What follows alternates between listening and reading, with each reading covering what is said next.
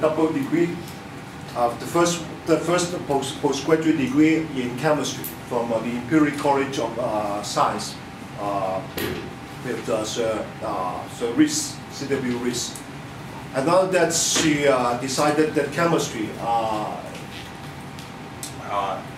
is not for her, or is as a stepping stone for her, so she decided that she would like to work on law, and not criminal law, not commercial law, but take advantage of a scientific background, and then work on patent law. So she studied part-time for a law degree, and now is a professor at the Graduate School of Material Science, National Yunnan University of Science and Technology in Taiwan. And today, she will present us with a change of topic, rather than on the intellect, on the announced title, and change the topic to case studies on scientific arguments. All right, it's not just on synthesis, but scientific arguments on CAFC. Basically, it means agents for intellectual property right. So let's welcome Professor Wen.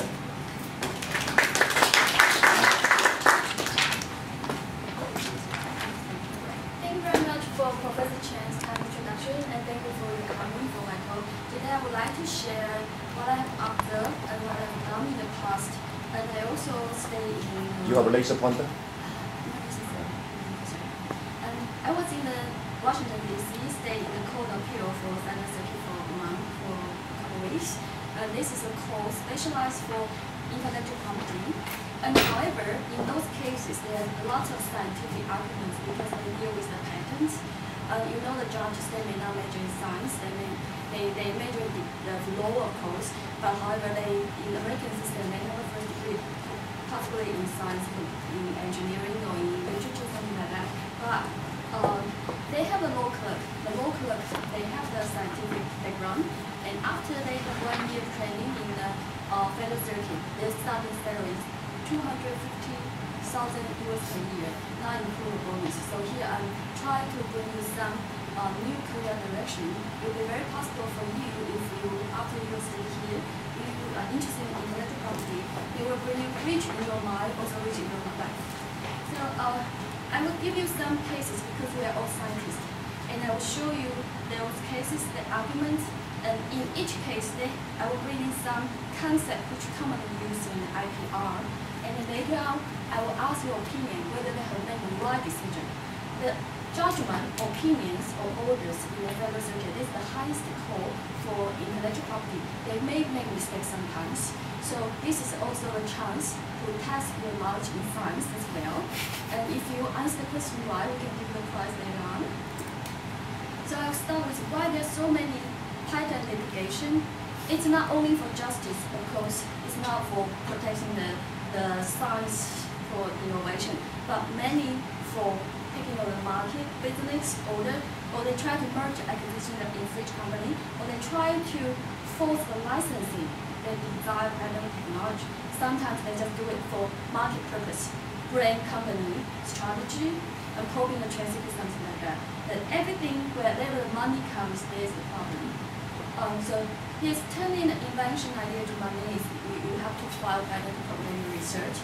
Your research may not necessarily to be very high-tech, as long as it's useful. You have good planning, you have good sponsors, you always make a good fortune. So when you file a patent, the patent examiner will do a patent application to decide whether it's qualified. They have a book called MDB's manuscript for patent examination. There's the rule for examiner to decide whether they will grant you the patent or not. Your patent will be examined, and if it's novel, useful, non-obviousness, then your patent application must be adequately describe your invention. And then there's some titles in the sections for indicate patent.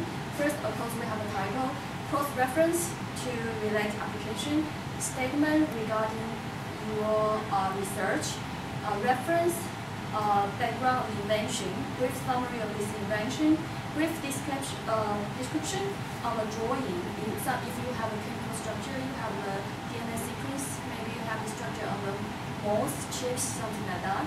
And of course, then you have a claim. Claim is a very white points. And after for this disclosure, and we have a drawing that is general. As today we focus on science, so I won't spend time on this pattern writing. But I would like to show you this is a billionaire pattern. It was awarded Nobel Prize. It was from Stanford. This is Stanley Cohen, and they licensed this to Stanford. Stanford get 200 billion US licensing each year. And if you look into the abstract, it's a method composition providing replication expression of exogenous gene. It was in 1980s. Very well designed. It's PCR, polymerized chain reaction. This is the first original pattern. And later on, they have another series pattern for 4, totally is 4. And sometimes you may ask me, how could I define the value from the pattern? Of course, the innovative one, the first one, the modern pattern is the most valuable one.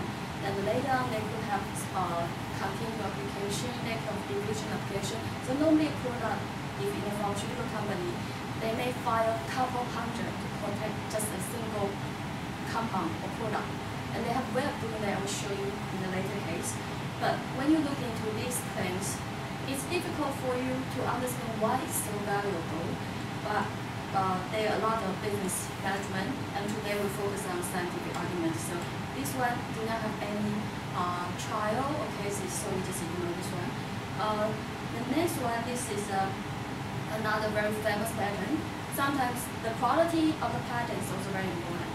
But even the bad quality pattern could have been facing the challenges, even if you were rewarded. You will notice this. It was filed in 1993. It was awarded in 1994.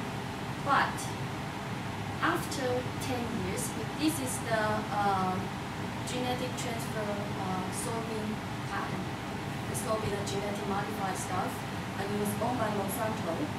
And you see, 1994, the patent was awarded, was granted, but in 2006, there's some ex-party, they asked for re-examination of this patent. Why? Because if this patent is invalid or there's any defect, this patent will be destroyed. And then everybody can come into this business. So people will come to fight and try to pick up everything from you.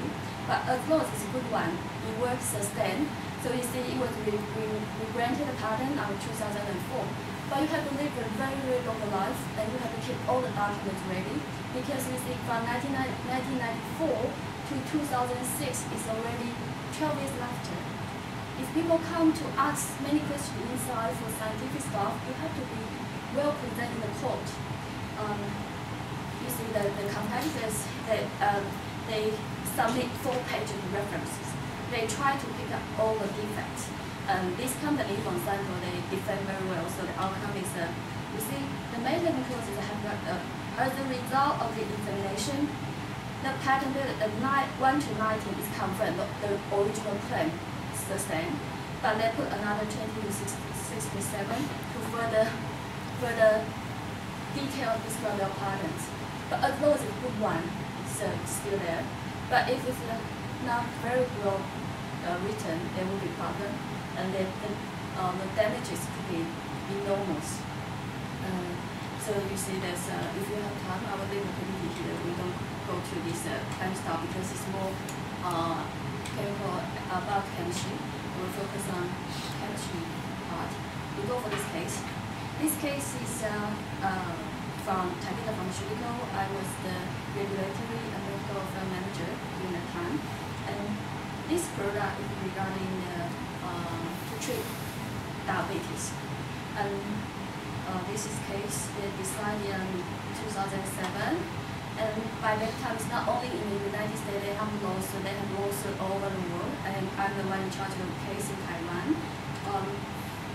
This product, Sanazolidine, and what's the mode of action? They have a receptor called PB-alpha gamma.